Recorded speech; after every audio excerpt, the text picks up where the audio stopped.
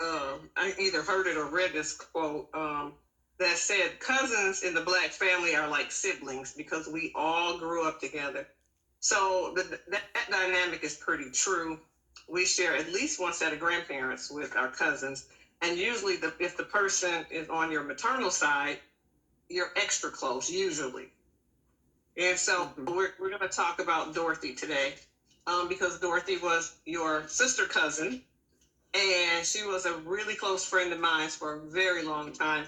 Dynamics change, life changes, and people come and go out of your life, but you still love them whether they come and go, even family members. And I'll get into that in a second, but I just want to put my plug in about my cousin because you and I talked about it.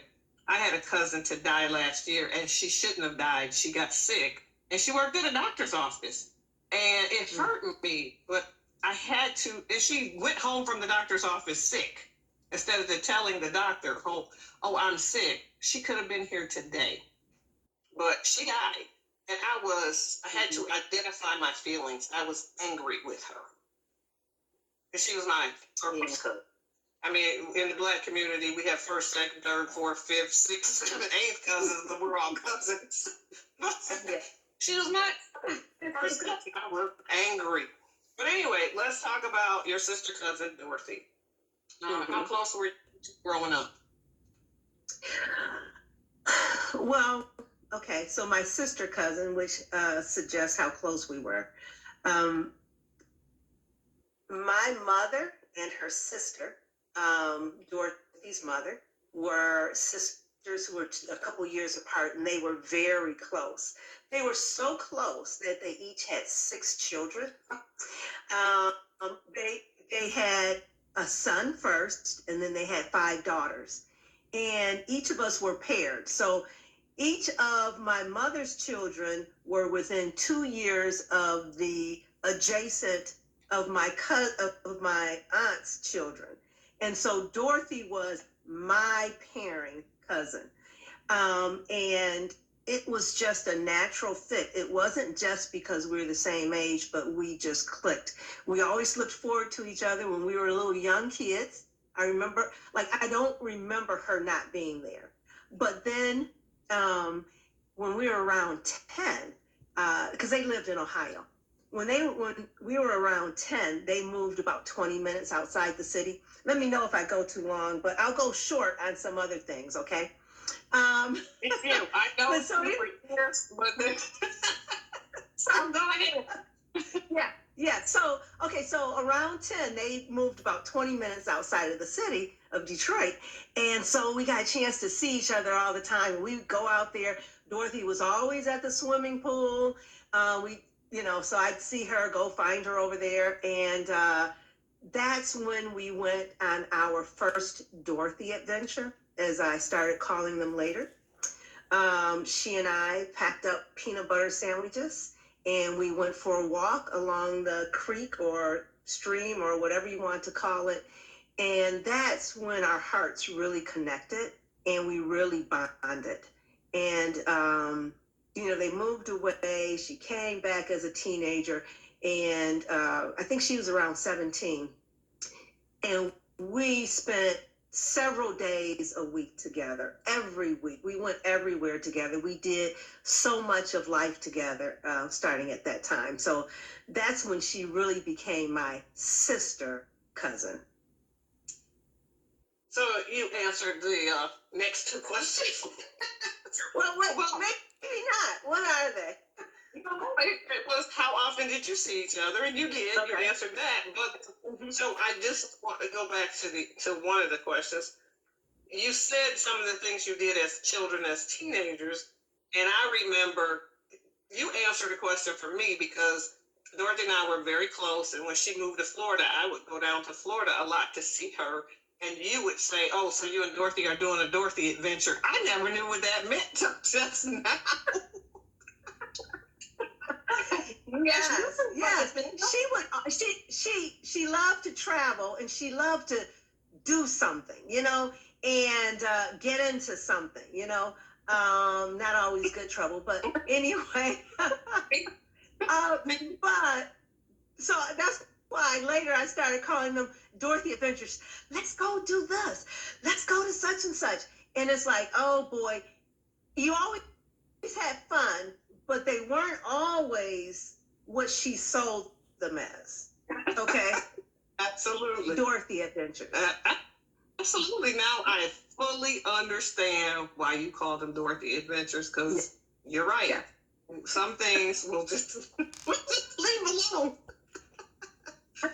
Right. So, what are some of the things or secrets that you used to tell each other? I mean, this is living with loss, and we know that we're talking about her because obviously we've lost her. So, do you want to tell us any secret? I mean, she took some secrets with her that you did to the grave. So, Dorothy and I think you have a question about this later, but Dorothy and I had deep conversations. I think there were mainly 3 people that I could get into these deep esoterical conversations with. And not that I didn't have conversations that were deep, but we would go beyond just that average conversation. Dorothy, my mother, and my son. And I just love that now my son and I have the conversations that my mother and I had. But Dorothy and I did that too. So we could share our ideas, our theories, what someone did or didn't do. And we knew that if we talked about a mutual loved one, that we wouldn't hold it against that loved one. We could discuss it, and we could help each other problem solve and think through maybe some stinking thinking. We would go in great detail in our Bible studies. And I mean, like those ideas you come up, God gives you a word. And this isn't, I know this isn't actually answering your question, but that's okay.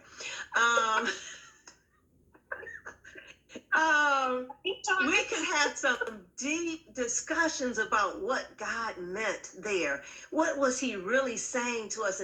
And this is a revelation I got. And as we were going, it's like the Holy Spirit would just be there, and we're just going through such deep conversations. So, but as far as secrets, secrets go to the grave. I mean, that's fair. She already took some with her, and I'm sure she took some of mine with her. Mm-hmm. Well, I mean, that's right. That's fair, but we had plenty of them. And her and I as well. Did her and I have a lot of secrets? But I want to say about her, she gave really good practical advice. Yeah, she did. I felt that she, in fact, I wrote up a few things. I was just, remembering some things with Dorothy. This was prior to you saying something about this with her passing. As I get these thoughts, I'll kind of write them down, and one day I'll kind of massage it all, right? I think we should co-write a book. Yeah, maybe so. I mean, I'd be up for it, But okay, what was your question about her? What? I just said it wasn't a question. Her advice. Yes. She hated pretense. She was very unpretentious. She would get real with you, but in a very loving, graceful way. Like, she was careful not to step over boundaries. But if she needed to, she would let you know that, hey, you know what? I don't think that's what you're really feeling. What I see happening here is X, Y, Z. So I'm thinking that you have some feelings about this that you aren't aware of, and you need to take a closer look at. Those are the kinds of things that she would bring. But at the same time, she walk in the room and just make you start laughing, So when I was doing your questions yesterday, our mutual friend called us AP. How's that? Angela Pearson, I'll just say her name. When she called, she goes, "Oh my God, could you film this so I can watch it on YouTube? Because I don't have Facebook." Oh, that's a picture of Dorothy. It's kind of blurry. Oh, that's Angie. And that's Dorothy. And that's you. Well, anyway, she really wanted to see this, and I somehow I'll figure out how to get it to her. But one thing she said about Dorothy, and for everybody that's listening, I see a couple people that's on here now. Everybody that's listening, Dorothy died. When did she die? Tell us, Esther. November the 19th of 2023. So just a few months ago. Just a little over 90 days ago. Mm-hmm. And it's amazing that you and I can get on here and have a conversation about her. And it's only been just about 90 days.